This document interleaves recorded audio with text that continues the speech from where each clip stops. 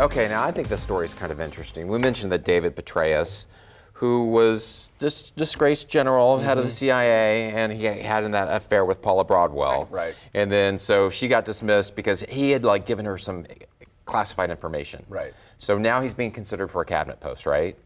And Paula Broadwell is like, hey, I can't even get on with my life. Yet he's being considered for a cabinet post. The crazy thing is, he's being considered for a cabinet post, but he's still on parole because he committed violations. And so if he were to become Secretary of State, he would have to go to his parole officer and say, hey, I'm leaving the county to go to another foreign country to represent the United States. It's hilarious.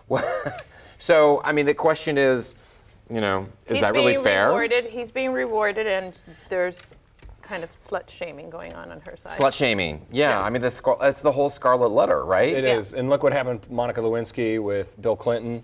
He went on to have, stayed president. He stayed president, first of all. Was successfully campaigning for Hillary for the most part. Making a lot of money Making a lot of money speaking, books that came out, and yet she said she couldn't get a job. She tried doing public speaking, that didn't work out, because everywhere she went, she got heckled.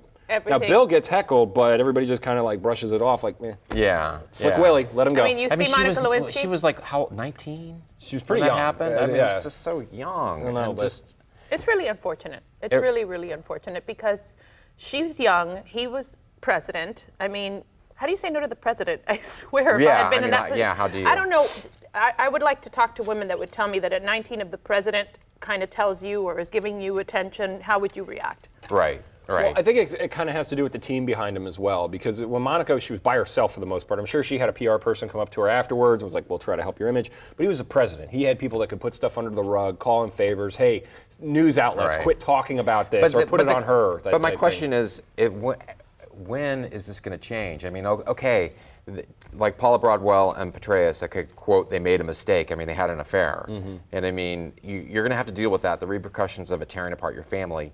You're going to pay. You're going to deal with that. You're going to pay with. But it seems like he's being rewarded. But why does she have to keep paying? And I guess my question is, in society, when are women going to be being treated equally like men and not have to like continue to pay and wear the Scarlet Letter? It's a society thing. I mean, and you see it almost happen a lot in the regular world. I know people who have gotten divorced because their husband cheated on them. He goes on, still has his job, still is successful, remarries, but she is still seen as like the bad person in the relationship for whatever reason and can't move on. I personally think that this whole thing of like keep it quiet and don't talk about it too much and maybe it'll go away, I believe in stealing people's thunder. It's like, yes, I was with the president and I got the dress, the blue dress, it had a stain, whatever. You know what I'm saying? It's done, done. Put it out there. And same as this woman. It's I had an affair, he had an affair too. It's really messed up, and that's why I think it's good that she's speaking up. You know, she gave an interview.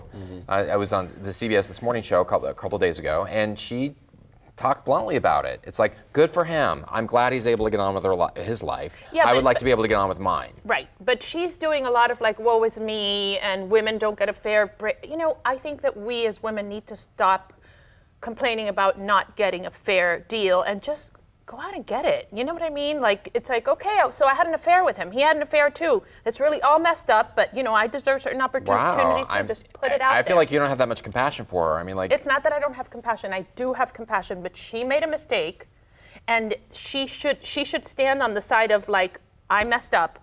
And it should not cost me. It should cost me something. It should not cost me anything. But she's tried to resign from the military, and they won't let her resign. Right. And then they demote her, and so she's just like, I want out, and they won't let her out. Yeah. I mean, that's. Well, I mean, I think she just needs to talk more openly about it. That's just how I feel about it. Like openly, like this is what I did. Well, you know what? I hope she does speak up more. She needs to hit the talk show circuit. She should bring it out. She has every right to speak up. She needs to be on as many of the TV shows as she can, so that she is the face of this and brings it out there. But it's also on the side of the producers of these shows. We've seen there's so many backdoor deals where the government has their finger on the pulse of all these networks, and they say what you can and can't do, or if you air this story, we won't talk to you about this. It's on the outlets to go and say, we're going to do this, we don't care. Go to our Facebook page and tell us what you think. Yep. All right, coming up on Studio D, we have reached peak Hamilton yet? I don't know. We still love that thing. Comedy Central says no way. We're checking out the buzzworthy clip from the Celeb Founding Fathers Drunk History episode. Stick around, we'll be right back.